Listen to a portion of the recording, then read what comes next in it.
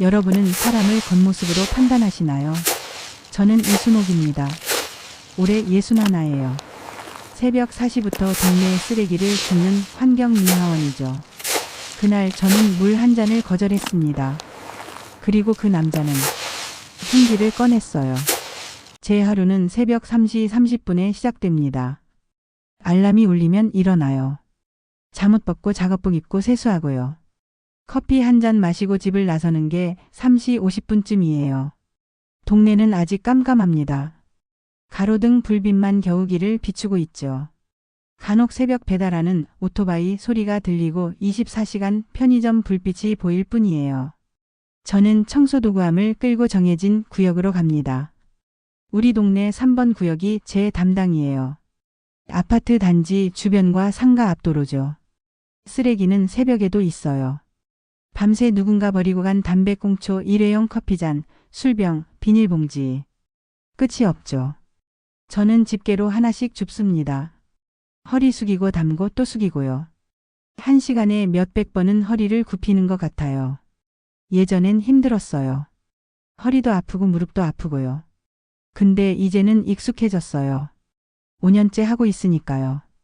사람들은 저를 그냥 청소하는 아줌마로만 알아요. 지나가면서 수고하세요 하고 인사하는 분들도 계시고 아예 못 본 척 지나가는 사람도 많죠. 괜찮아요. 저는 제 일을 할 뿐이에요. 그런데 가끔 생각해요. 사람들이 저를 보면서 뭘 볼까? 그냥 나이든 환경미화원? 힘없는 60대 여자. 맞아요. 겉으로 보면 그래요. 주름진 얼굴에 작업복 입고 쓰레기 줍는 사람이죠. 하지만 사람은요. 겉모습이 전부가 아니에요. 저도 젊은 시절이 있었어요. 20살 때 저는 유도복을 입었어요. 도장이 아니라 국가대표 훈련장에서요.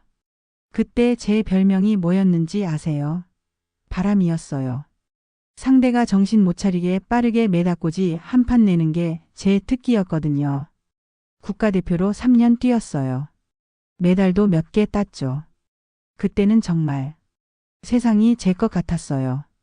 근데 부상이 왔어요. 무릎이 나갔죠. 수술하고 재활하고 다시 돌아가려고 했지만 예전 같지 않았어요. 결국 25에 은퇴했습니다. 그 후로는 평범하게 살았어요. 결혼하고 아이 낳고 남편 벌이로 살다가 남편이 일찍 세상을 떠나고 저는 혼자가 됐죠. 아들은 결혼해서 멀리 살고 있어요. 1년에 명절 때나 보는 사이예요. 그래서 저는 다시 일을 시작했어요. 60살 때부터요. 환경미화원으로요. 창피한가요? 아니요. 전혀요. 일하는 건 당당한 거예요. 나이가 많든 적든 무슨 일을 하든요. 저는 새벽 4시부터 8시까지 일해요. 4시간이죠. 오전엔 집에서 쉬고 후엔 산책하고 저녁엔 TV 보고요. 그렇게 살아요. 사람들 눈엔 외로워 보일 수도 있겠죠. 근데 저는 괜찮아요. 혼자 사는 게 익숙해요. 다만 가끔은 무시당하는 기분이 들 때가 있어요. 지나가다가 쓰레기를 던지는 사람들이요. 제가 바로 앞에서 청소하고 있는데 그냥 버리고 가는 사람들이요. 아니면 큰 소리로 뭐라고 하는 사람들도 있어요. 여기 왜 안 치웠어? 하면서요. 제가 아직 그쪽까지 못 갔는데도요. 그래도 참아요. 화낼 이유가 없으니까요. 하지만 세상에는 참아줘도 되는 사람이 있고 참아줘선 안 되는 사람이 있어요. 그날 저는 그걸 깨달았습니다. 그 남자를 만나고 나서요. 세상에는 두 가지 사람이 있습니다. 거절을 받아들이는 사람과 거절을 참지 못하는 사람이에요. 저는 그날 전까지 몰랐어요. 그 남자가 두 번째 종류의 사람이라는 걸요. 박철수라는 남자를 처음 본 건 3년 전쯤이었어요. 제가 아침 청소를 마치고 집으로 돌아가는 길이었죠. 8시 반쯤이었을 거예요. 그 남자가 편의점 앞에 서 있었어요. 키는 한 170cm 정도. 마른 체격의 머리는 약간 벗겨진 50대쯤 되는 남자였죠. 검은색 반팔 티셔츠에 운동화를 신고 있었어요. 별 특징은 없었어요. 그냥 평범한 동네 아저씨 같았죠. 근데 이상한 게 그 남자는 맨날 편의점 앞에 있었어요. 아침 8시쯤 지나가면 있고 오후에 산책 나갔다가 저녁 6시쯤 지나가도 있고요. 심지어 밤 9시에도 본 적이 있어요. 처음엔 편의점 직원인 줄 알았어요. 근데 아니더라고요. 그냥 손님이었어요. 커피 사서 앞에서 마시고 담배 피우고 그냥 서 있는 사람이었죠. 동네 사람들 말로는 혼자 사는 사람이래요. 부인이랑 헤어지고 혼자 원룸에서 산다고요. 일은 안 하는 것 같고 그냥 매일 편의점 앞에서 시간 보낸대요. 저는 그냥 그런 사람도 있구나 했어요. 신경 쓰지 않았죠. 근데 몇 번 마주치면서 뭔가 이상한 걸 느끼기 시작했어요. 그 남자는 사람들한테 말을 많이 걸었어요. 지나가는 사람한테 날씨 덥죠? 어디 가세요? 이런 식으로요. 대부분 사람들은 대충 대답하고 지나갔어요. 근데 만약 누가 대꾸를 안 하면요. 그 남자 표정이 확 굳었어요. 어느 날이었어요. 제가 청소하고 있는데 그 남자가 지나가던 젊은 여자한테 말을 걸었어요. 아가씨, 담배 불 좀 빌려줄래요? 근데 그 여자는 이어폰 끼고 있었어요. 못 들었던 거죠. 그냥 지나갔어요. 그 순간 박철수의 얼굴이 붉어졌어요. 그리고 중얼거렸죠. 무시하네. 요즘 애들은 예의도 없어. 저는 멀리서 보면서 저 사람 좀 이상한데 했어요. 그 뒤로도 비슷한 일이 몇 번 있었어요. 편의점 직원한테 뭘 달라고 했는데 품절이라고 하면 짜증을 냈어요. 왜 없어? 이 시간에 없으면 언제 있어? 목소리가 커지고 얼굴이 붉어지고요. 편의점 사장님이 달래듯 말하면 그제야 진정하곤 했어요. 저는 그 모습을 보면서 생각했어요. 저 사람은 거절을 못 받아들이는 사람이구나. 세상엔 그런 사람들이 있어요. 자기 뜻대로 안 되면 참지 못하는 사람들이요. 보통은 그냥 짜증내고 끝나요. 큰 문제 안 생기죠. 근데 어떤 사람들은 그게 폭발해요. 그리고 박철수가 바로 그런 사람이었어요. 어느 날 제가 아침 청소를 하고 있었어요. 아파트 입구 쪽이었죠. 박철수가 편의점에서 나와서 저한테 다가왔어요. 손에 캔커피를 들고 있었어요. 아줌마, 수고하시네요. 네, 감사합니다. 저는 인사만 하고 다시 청소를 했어요. 근데 박철수가 옆에서 계속 말을 걸었어요. 매일 이렇게 일하시면 힘드시겠어요. 나이도 있으신데. 괜찮아요. 익숙해요. 또 아침부터 일하시면 점심은 어떻게 드세요? 제가 한번 사드릴까요? 저는 손을 저었어요. 아니에요, 괜찮습니다. 집에 가서 먹어요. 박철수는 잠깐 표정이 굳었어요. 그리고 다시 웃으면서 말했죠. 그래요? 그럼 다음에 한번. 네, 일 마저 할게요. 저는 고개 숙여 인사하고 자리를 옮겼어요. 뒤돌아보니 박철수가 그 자리에 서서 저를 보고 있었어요. 표정이 좋지 않았어요. 그 뒤로 박철수는 가끔 저한테 말을 걸었어요. 오늘 날씨 좋네요. 요새 쓰레기 많죠? 같은 거요. 저는 짧게 대답만 했어요. 길게 대화하고 싶지 않았거든요. 그 남자한테서 뭔가 불편한 기운이 느껴졌어요. 딱히 뭐라고 할 순 없지만 본능적으로 거리를 두고 싶었죠. 그리고 그 본능은 틀리지 않았어요. 그날이 오기 전까지 저는 그냥 좀 이상한 동네 사람 정도로만 생각했어요. 하지만 그날 저는 알게 됐어요. 그 남자가 얼마나 위험한 사람인지를요. 여러분은 거절해 본 적 있으세요? 누군가의 부탁을요. 저는 그날 물 한 잔을 거절했어요. 그게 잘못된 건 아니었어요.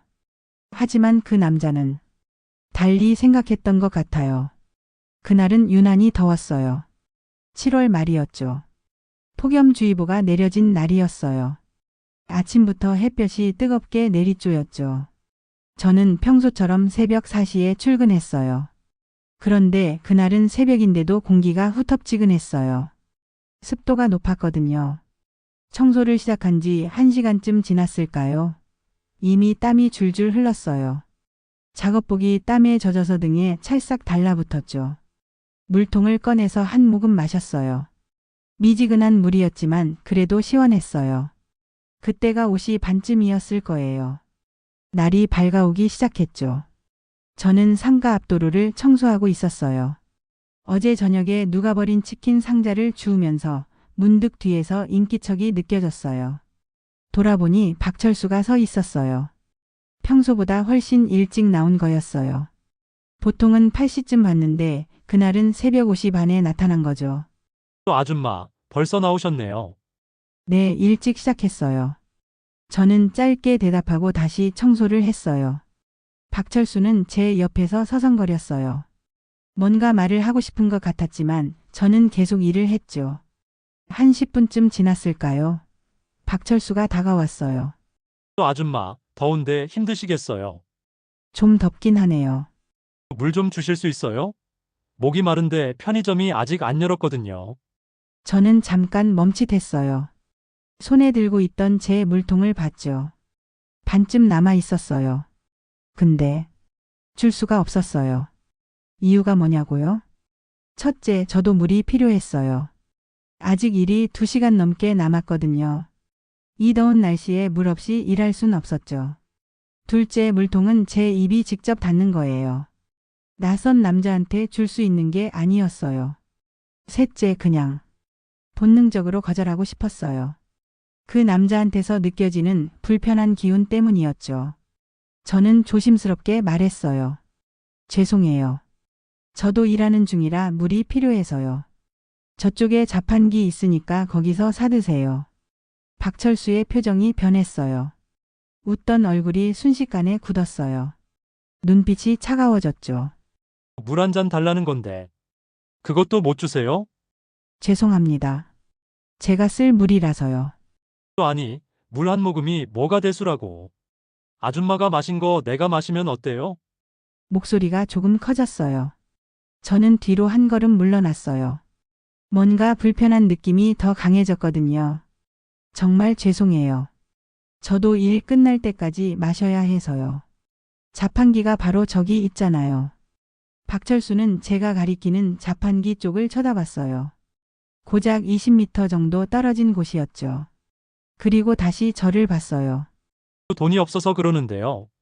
1,000원만 빌려주실래요? 저는 고개를 저었어요.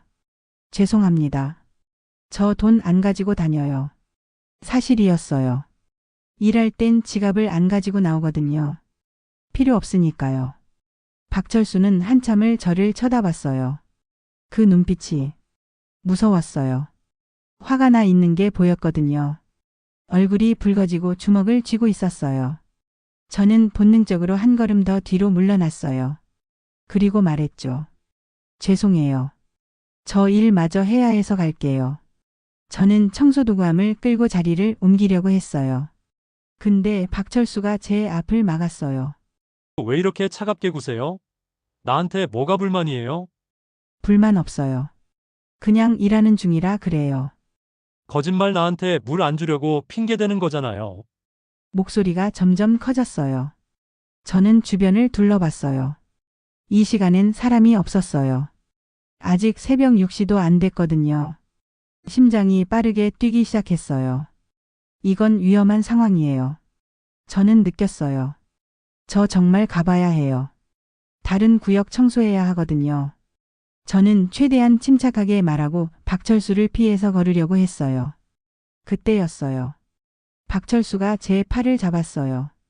박철수의 손이 제 왼팔을 잡았을 때 저는 온몸이 굳었어요. 강하게 잡았어요. 아팠어요. 저는 그의 얼굴을 봤어요. 화난 얼굴이었어요. 눈이 충혈돼 있었고 이를 악물고 있었죠. 어디 가요? 내가 말하는데.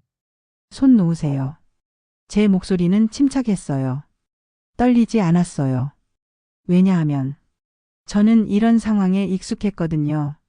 예전에 유도 선수였을 때 남자 선수들이랑 연습한 적 있어요.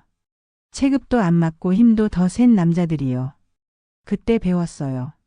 당황하면 진다는 걸요. 침착해야 이긴다는 걸요. 저는 박철수의 눈을 똑바로 봤어요. 지금 당장 손 놓으세요.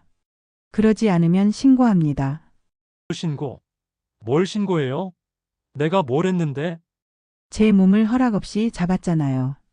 이건 폭행이에요. 박철수는 비웃었어요. 폭행? 이게 폭행이에요? 아줌마, 너무 예민한 거 아니에요? 마지막으로 말합니다. 손 놓으세요. 제 목소리는 여전히 침착했어요. 근데 속으로는 계산하고 있었어요. 만약 이 남자가 손을 안 놓으면 제가 어떻게 빠져나갈지요. 왼팔을 잡고 있으니까 오른손은 자유로워요. 그리고 그의 손목은 노출돼 있죠. 제가 필요한 건 딱 1초예요. 손목을 꺾고 몸을 돌리면 그의 팔이 꺾이면서 자연스럽게 풀려요. 근데 아직은 안 할 거예요. 왜냐하면 이건 정당방위가 돼야 하거든요. 제가 먼저 공격하면 안 돼요. 그가 먼저 위협을 해야 해요. 저는 참았어요. 박철수는 여전히 제 팔을 잡고 있었어요. 점점 더 세게 잡았어요. 또 아줌마가 나를 무시하니까 내가 이러는 거예요. 물 한 잔이 뭐가 대수라고 그것도 못 줘요. 무시하는 게 아니라 거절한 거예요. 저도 제 물이 필요하니까요. 그게 무시하는 거잖아요. 나한테 물 없으면 목마른데 그걸 모른 척하는 거잖아. 목소리가 더 커졌어요. 저는 주변을 다시 둘러봤어요. 여전히 아무도 없었어요. 이 상황을 목격할 사람이 없다는 게 위험했어요. 왜냐하면 이 남자가 뭘 해도 증인이 없거든요. 심장이 빠르게 뛰었어요. 근데 손은 떨리지 않았어요. 저는 다시 한번 말했어요. 손 놓으세요. 경찰 부릅니다. 그리고 오른손으로 주머니에서 핸드폰을 꺼내려고 했어요. 그 순간 박철수가 더 세게 잡아당겼어요. 저는 비틀거렸어요. 균형을 잃을 뻔했죠. 그리고 박철수가 소리쳤어요. 전화. 뭘 신고해요? 내가 뭘 잘못했어요? 이제 더 이상 참을 수 없었어요. 저는 오른손으로 그의 손목을 잡았어요. 그리고 힘을 줬어요. 유도에서는 이걸 손목 꺾기라고 해요. 간단한 기술이에요. 상대의 손목을 잡고 엄지손가락 방향으로 꺾으면서 몸을 돌리면 돼요. 1초도 안 걸렸어요. 딱 소리가 났어요. 박철수가 하고 소리를 내며 손을 놓았어요. 저는 재빨리 한 걸음 뒤로 물러났어요. 그리고 그와 거리를 뒀죠. 박철수는 자기 손목을 붙잡고 있었어요. 얼굴이 일그러져 있었죠. 뭐 하는 거예요? 정당방위예요. 당신이 먼저 제 팔을 잡았잖아요. 저는 침착하게 말했어요. 그리고 핸드폰을 꺼내서 112를 누르려고 했어요. 근데 박철수가 다시 다가왔어요. 이번엔 눈빛이 달랐어요. 더 화나 있었어요. 아니, 화가 아니었어요. 그건 분노였어요. 감히 나한테. 그는 손목을 문지르면서 저를 노려봤어요. 저는 뒤로 또 한 걸음 물러났어요. 핸드폰을 손에 쥐고 있었죠. 긴장감이 흘렀어요. 우리 둘 사이에 한 3미터 정도 거리가 있었어요. 박철수는 숨을 거칠게 쉬고 있었어요. 주먹을 쥐고 풀고 또 쥐고 있었죠. 그리고 중얼거렸어요. 무시한 애다들 나를 무시해. 그 순간 저는 알았어요. 이 사람은 정상이 아니에요. 지금 제대로 생각을 못하고 있어요. 그리고 이건 끝나지 않았어요. 박철수가 천천히 주머니에 손을 넣었어요. 그리고 뭔가를 꺼냈어요. 제 심장이 멎는 것 같았어요. 그의 손에는 커터칼이 들려 있었어요. 커터칼이었어요. 길이가 한 10cm는 됐을 거예요. 날이 반짝거렸어요. 햇빛에 반사되면서 차갑게 빛났죠. 박철수는 그걸 손에 쥐고 제 앞에서 흔들었어요. 나를 무시하면 안 돼요. 목소리가 떨리고 있었어요. 화난 건지 흥분한 건지 아니면 겁먹은 건지 잘 모르겠었어요. 근데 하나는 확실했어요. 이 사람은 지금 위험했어요. 저는 두 손을 천천히 들었어요. 핸드폰은 여전히 손에 쥐고 있었지만 공격하지 않는다는 걸 보여주려고 했죠. 진정하세요. 칼 내려놓으세요. 제 목소리는 여전히 침착했어요. 근데 속으로는 계산하고 있었어요. 그와 저 사이의 거리는 약 3미터. 커터칼의 리치는 팔 길이 포함해서 약 7080cm. 그가 저한테 닿으려면 최소 2m는 더 다가와야 해요. 제가 필요한 건 시간이에요. 경찰이 오기 전까지 버티는 시간이요. 저는 천천히 핸드폰 화면을 봤어요. 112를 눌렀지만 아직 통화 버튼을 안 눌렀거든요. 지금 누르면 그가 달려들 거예요. 확실해요. 근데 안 누르면 경찰이 안 와요. 선택해야 했어요. 저는 눈으로 주변을 확인했어요. 도망갈 곳을 찾아야 했어요. 왼쪽에는 상가 건물벽이 있었어요. 막혀 있죠. 오른쪽에는 도로가 있었어요. 넓게 뚫려 있었죠. 뒤쪽에는 제 청소도구함이 있었어요. 방해물이에요. 앞쪽은 박철수가 서 있었어요. 만약 도망가려면 오른쪽 도로로 뛰어야 해요. 근데 그러려면 박철수를 지나쳐야 해요. 가능할까요? 61살 여자가 55살 남자보다 빨리 달릴 수 있을까요? 아니요. 무리예요. 그럼 싸워야 해요. 저는 박철수를 똑바로 봤어요. 그의 손에 든 칼을요. 유도를 하면 배워요. 무기를 든 상대와 싸우는 법을요. 원칙은 간단해요. 무기를 든 손을 먼저 제압하는 거예요. 손목을 잡고 팔을 꺾고 무기를 떨어뜨리게 만드는 거죠. 이론상으로는 쉬워요. 근데 실전은 다르죠. 상대가 진짜 찌르려고 하면 반응 속도가 생명이에요. 0.1초 늦으면 찔려요. 그리고 저는 61예요.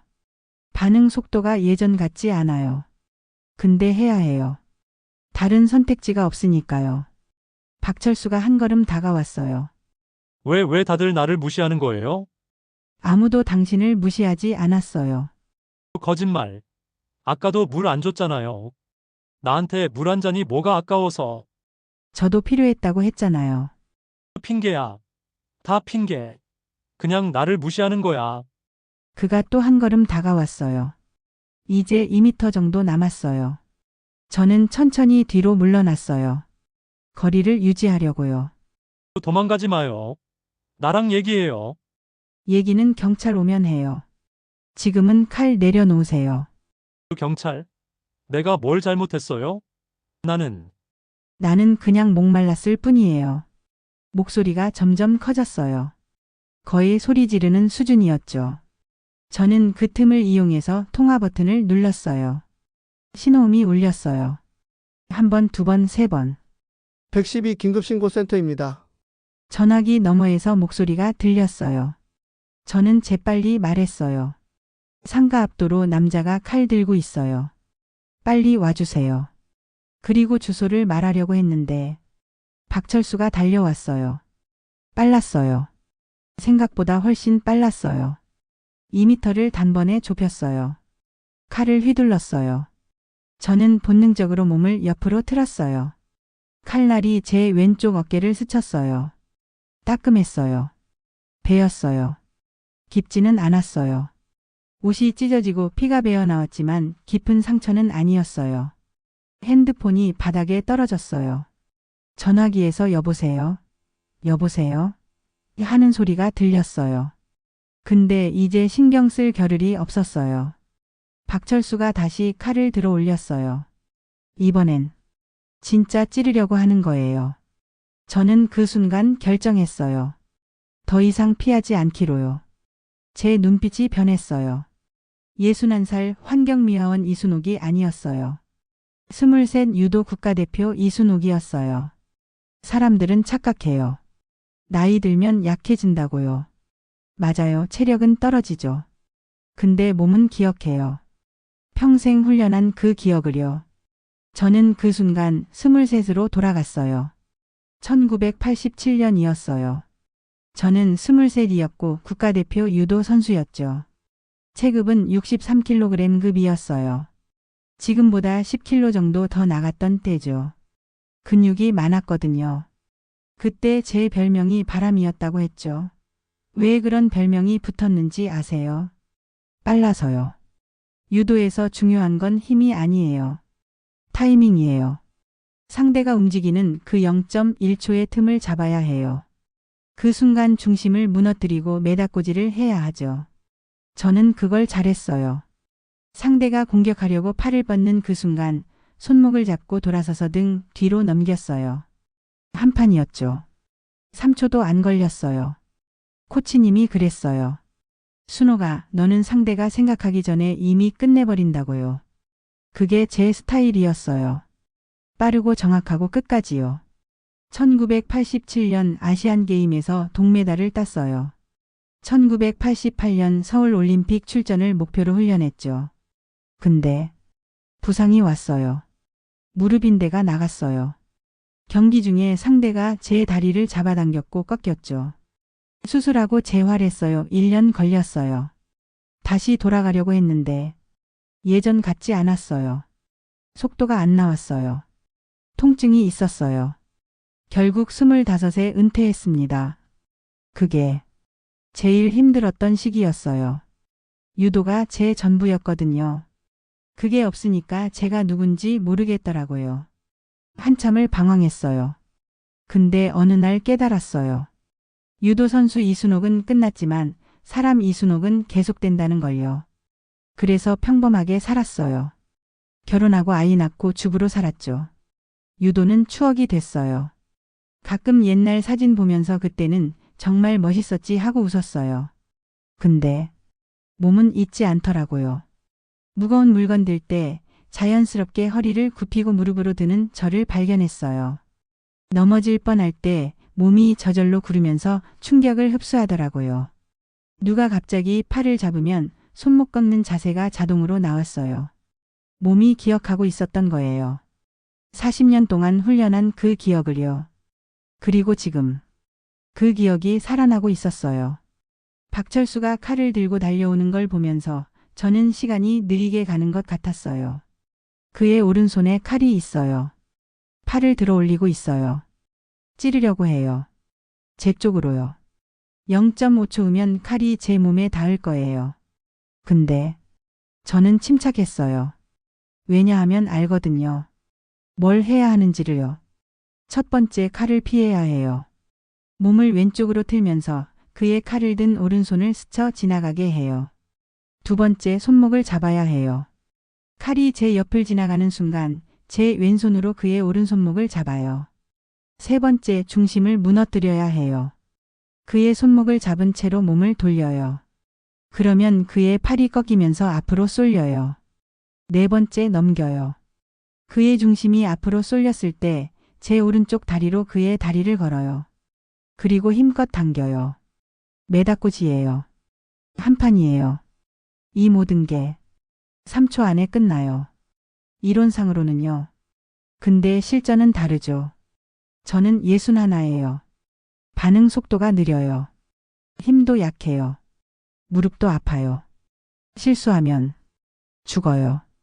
근데 선택지가 없어요. 박철수의 칼이 제 앞으로 왔어요. 저는 움직였어요. 몸이 저절로 움직였어요. 왼쪽으로 틀었어요. 칼이 제 오른쪽 옆구리를 스쳤어요. 베었어요.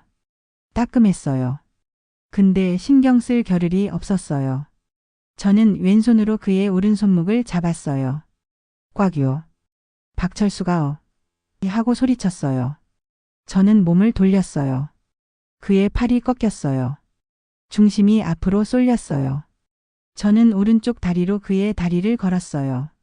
그리고 힘껏 당겼어요. 쾅. 박철수가 바닥에 넘어졌어요. 등부터 떨어졌어요. 커터칼이 손에서 떨어져서 멀리 굴러갔어요. 저는 그의 오른팔을 비틀었어요. 팔 꺾기 자세요. 박철수가 비명을 질렀어요. 나 안 와요. 저는 놓지 않았어요. 무릎으로 그의 등을 눌렀어요. 그리고 팔을 더 꺾었어요. 박철수는 움직일 수 없었어요. 저는 숨을 크게 쉬었어요. 온몸이 떨렸어요. 아드레날린이 돌고 있었어요. 그리고 웃음이 나왔어요. 됐어요. 제가 이겼어요. 61살 환경미화원 이순옥이 55살 남자를 제압했어요. 40년 전에 배운 기술로요. 이긴 후에도 방심하면 안 돼요. 상대가 바닥에 있어도 경찰이 올 때까지는 긴장을 풀면 안 되죠. 저는 그걸 알고 있었어요. 박철수는 바닥에 엎드려 있었어요. 제 무릎이 그의 등을 누르고 있었고 제 손은 그의 오른팔을 꺾고 있었어요. 팔 꺾기는 유도에서 기본 제압 기술이에요.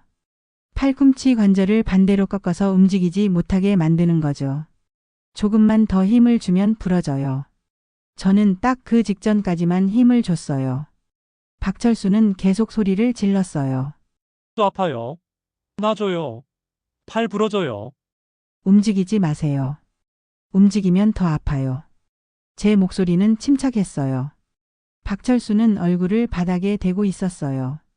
흙과 땀으로 범벅이 됐죠. 미친년. 말 조심하세요.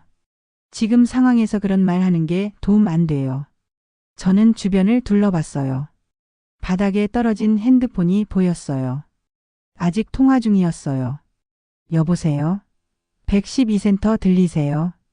전화기에서 목소리가 들렸어요. 네, 들려요. 지금 상황 어떻게 되셨어요? 제압했어요. 남자가 바닥에 있어요. 칼도 떨어뜨렸고요. 빨리 와주세요. 네, 경찰이 이미 출동했습니다. 곧 도착할 거예요. 부상은 없으세요? 저는 제 어깨와 옆구리를 봤어요. 피가 배어 나오고 있었어요. 작업복이 찢어지고 상처에서 피가 흘렀죠. 베었어요. 깊지는 않은 것 같은데 피가 좀 나네요. 119도 같이 출동했습니다. 조금만 기다려주세요. 절대 그 사람 놓치지 마세요. 네, 안 놓칠게요. 전화는 그대로 연결해뒀어요.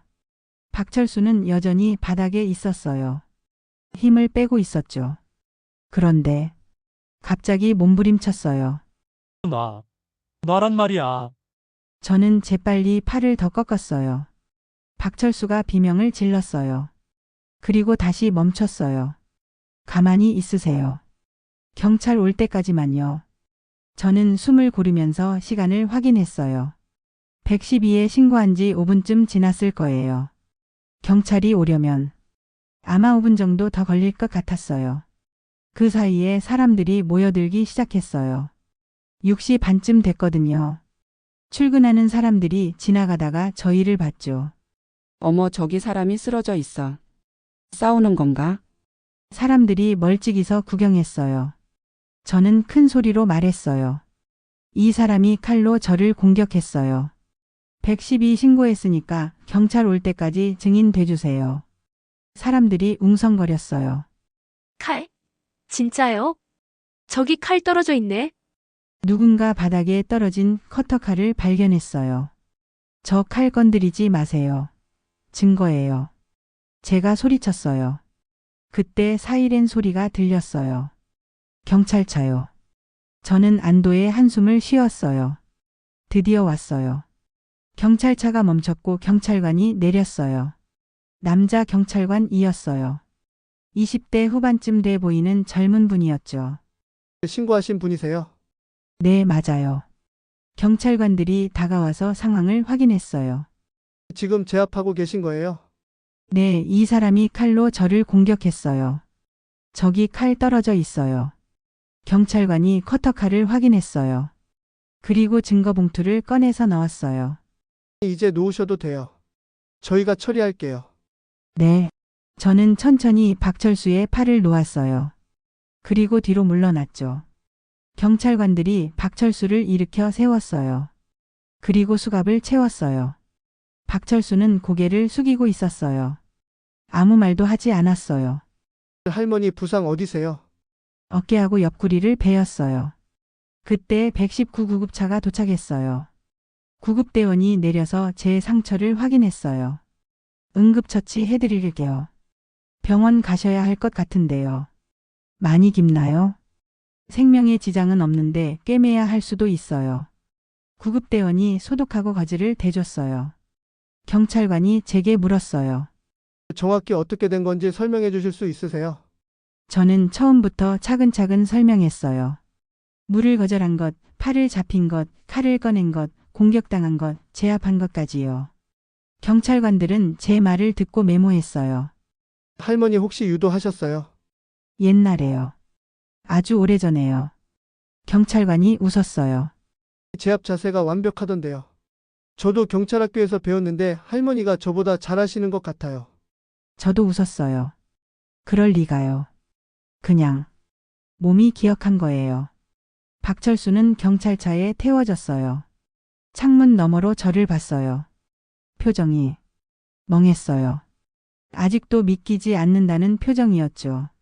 자기가 61살 환경미화원한테 진 게요. 경찰관들이 저한테 명함을 줬어요. 병원 다녀오시고 진술하러 와주셔야 해요. 정당방위 인정될 거예요. 걱정 마세요. 네, 감사합니다. 경찰차가 떠났어요. 구급차도 떠났어요. 사람들도 하나씩 흩어졌어요. 저는 그 자리에 혼자 남았어요. 바닥에는 제 피가 묻어 있었어요. 청소 도구함이 엎어져 있었어요. 저는 천천히 도구함을 일으켰어요. 그리고 주저앉았어요. 다리에 힘이 풀렸어요. 아드레날린이 빠지면서 온몸이 떨렸어요. 무서웠어요. 지금에서야 무서웠어요. 죽을 뻔했어요. 진짜로요. 근데 살았어요. 제가 저를 지켰어요. 사건은 끝났어요. 하지만 삶은 계속되죠. 저는 그날 이후 많은 걸 깨달았어요. 사람은요, 겉모습이 전부가 아니라는 걸요. 병원에서 상처를 꿰맸어요. 어깨에 7바늘, 옆구리에 5바늘이었어요. 의사 선생님이 말했어요. 조금만 깊었으면 큰일 날 뻔했네요 하고요. 저는 그냥 웃었어요. 운이 좋았죠 하면서요. 병원에서 나와서 경찰서로 갔어요. 진술서를 작성했어요. 처음부터 끝까지 자세히요. 경찰관이 물었어요. 할머니 정말 국가대표 선수셨어요. 네, 오래전 일이지만요. 대단하세요. 보통 사람이었으면 큰 부상 입었을 텐데요. 운이 좋았어요. 몸이 기억해줘서요. 진술은 2시간쯤 걸렸어요. 그 사이 박철수도 다른 방에서 조사를 받고 있었대요. 경찰관이 나중에 알려줬어요. 박철수가 뭐라고 했는지요. 처음엔 부인했대요. 나는 그냥 물 달라고 했을 뿐이다 하면서요. 근데 증거가 너무 명확했어요. 112통화 녹음, 목격자 진술, 커터칼, 제 상처, CCTV까지요. 아, 맞아요. 상가 앞에 CCTV가 있었어요. 제가 몰랐는데 경찰이 확인해보니 전부 녹화돼 있었대요. 박철수가 저한테 다가간 것부터 칼 꺼낸 것, 저를 공격한 것, 제가 제압한 것까지요. 완벽한 증거였죠. 결국 박철수는 인정했대요. 그리고 구속됐어요. 특수폭행, 흉기 휴대, 살인 미수 혐의로요. 저는 피해자였고 정당방위가 인정됐어요. 검사님이 말씀하셨어요. 할머니는 아무 잘못 없으세요. 오히려 스스로를 잘 지키셨어요 하고요. 그 말이 위로가 됐어요. 며칠 후 박철수의 재판이 있었어요. 저도 증인으로 출석했어요. 법정에서 박철수를 다시 봤어요. 수감복을 입고 수갑을 찬 채로 앉아 있었죠. 제 눈을 마주치지 못했어요. 고개를 숙이고 있었어요. 판사님이 물었어요. 왜 그랬냐고요. 박철수는 한참을 말하지 못하다가 중얼거렸어요. 무시당한 것 같아서요. 사람들이 다 나를 무시해서요. 판사님이 말했어요. 피해자는 당신을 무시한 게 아니라 거절한 겁니다. 거절은 무시가 아닙니다. 당신이 그걸 구분하지 못한 겁니다. 박철수는 대답하지 못했어요. 징역 3년이 선고됐어요. 저는 법정을 나왔어요. 복잡한 기분이었어요. 박철수를 용서할 수는 없었어요. 저를 죽이려고 했으니까요. 근데 조금은 안타까웠어요. 저 사람도 외로웠을 거예요. 인정받고 싶었을 거예요. 근데 방법을 몰랐던 거죠. 거절을 받아들이는 법을요. 그래서 폭력으로 간 거예요. 슬픈 일이에요. 재판이 끝나고 저는 일상으로 돌아왔어요. 상처가 아물 때까지 한 달쯤 쉬었어요. 그리고 다시 새벽 4시에 출근했어요. 청소도구함을 끌고 쓰레기를 주웠어요.